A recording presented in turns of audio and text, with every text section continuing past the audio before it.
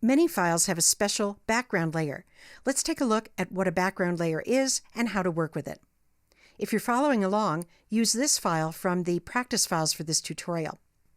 Let's take a look at the Layers panel, where at the bottom of this layer stack, there's a layer labeled Background with an uppercase B and a lock symbol.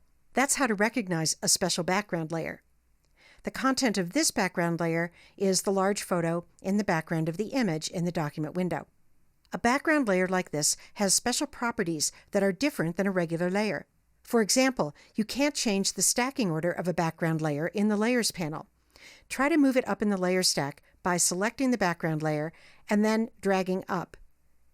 And you just can't drop it on top of these other layers. Instead, you get this no way symbol, and when you remove your finger from the mouse or the trackpad, the background layer pops back down to the bottom of the layer stack. Similarly, you can't drag another layer beneath the background layer in the Layers panel.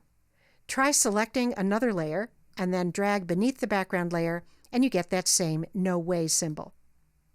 A background layer just has to be at the bottom of the layer stack, and its content has to be at the back of the image behind the other image elements. Let's go back to the Layers panel and select the background layer again to see something else that you can't do with the background layer, and that is to move it with the Move tool. I'll go over and select the Move tool in the Tools panel. I'll click on that large background photo and I'll try to move, and I just get a message that the Move tool can't move this layer because the layer is locked. I'll click OK to dismiss that. There are a couple other things you can't do with a background layer either. For example, you can't vary the opacity of a layer, and you can't have transparent pixels on a background layer. So what if you want to do any of that with a special background layer? In that case, you need to convert the background layer to a regular layer, and that's as simple as one click. Just come down to the background layer and click on the lock symbol, and it goes away, and that layer becomes a regular layer called Layer 0. And now, because it's a regular layer, I could do all the things I just mentioned that you can't do with a background layer.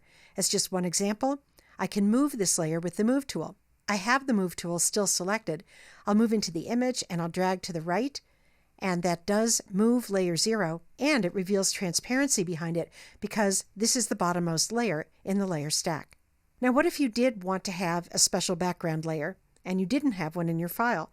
Well, you can make any layer into a special background layer by going up to the Layer menu and choosing New, Background from Layer.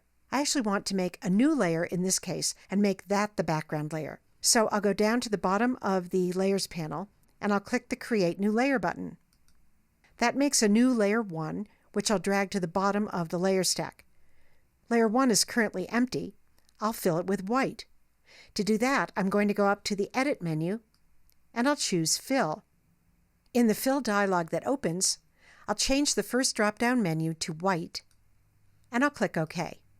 And now we have a white layer at the bottom of the layer stack. To change that into a special background layer, I'll go up to the Layer menu and choose New, Background from Layer.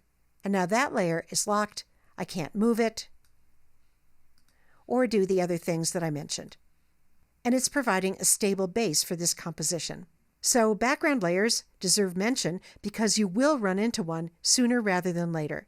And now you know what a background layer is, what its limitations are, and how to work with it.